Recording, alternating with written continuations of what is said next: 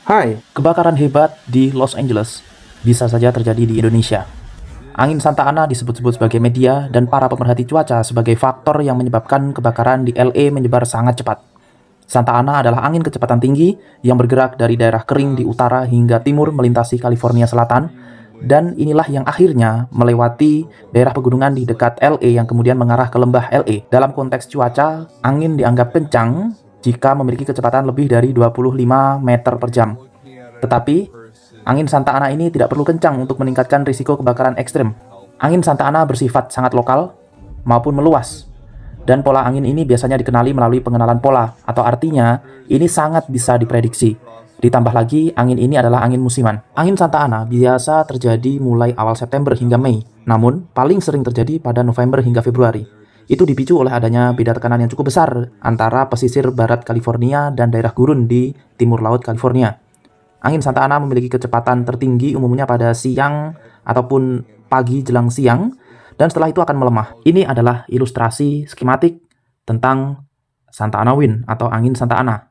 Di sini bisa terlihat bahwa di daerah gurun itu tekanannya lebih tinggi daripada daerah pesisir atau daerah Los Angeles dan sekitarnya. Tekanan yang tinggi ini yang memicu massa udara bergerak sangat cepat dari arah timur ataupun timur laut menuju wilayah pesisir. Terlebih jika ada daerah tekanan rendah di perairan Pasifik. Mekanismenya adalah saat udara bergerak menuruni lereng pegunungan, ia akan mengalami kompresi adiabatik yang meningkatkan suhu dan menurunkan kelembapannya. Hasilnya adalah angin yang hangat, kencang, dan kering yang sering kali memperburuk risiko kebakaran hutan di wilayah tersebut. Ini adalah permodelan dengan model cuaca yang menunjukkan bahwa angin di lapisan atau di ketinggian 10 meter, ini kecepatannya cukup tinggi, terutama ketika siang hari di sekitar Los Angeles. Titik merah adalah pusat kota Los Angeles, kemudian di titik ataupun scatter ungu dan hitam itu adalah titik-titik awal di mana api mulai terdeteksi. Dan ini adalah permodelan angin untuk ketinggian 100 meter. Kecepatannya lebih tinggi memang dibandingkan lapisan ataupun ketinggian 10 meter. Di sini terlihat jelas bahwa angin mengarah dari daerah dataran tinggi menuju ke pesisir ataupun menuju ke wilayah Los Angeles. Adanya titik-titik api yang terbentuk di daerah dataran tinggi terdorong ataupun meluas oleh adanya hembusan angin yang cukup kencang dari arah timur laut dan utara. Lalu, apakah ini bisa terjadi di tempat lain? Jawabannya, ya, bisa. Dan di Indonesia memiliki potensi yang mirip dengan kasus kebakaran di LA.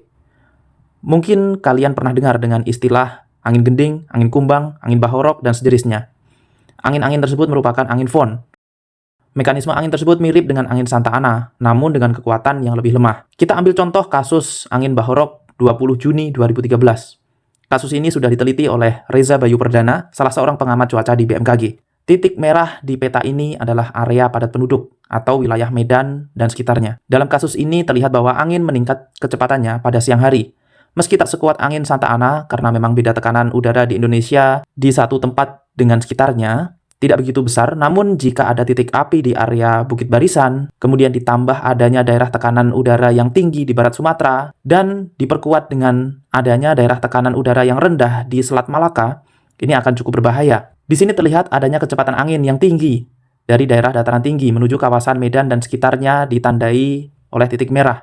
Kelembapan relatif juga menunjukkan pola basah di sisi barat Bukit Barisan dan lebih kering di sisi timur.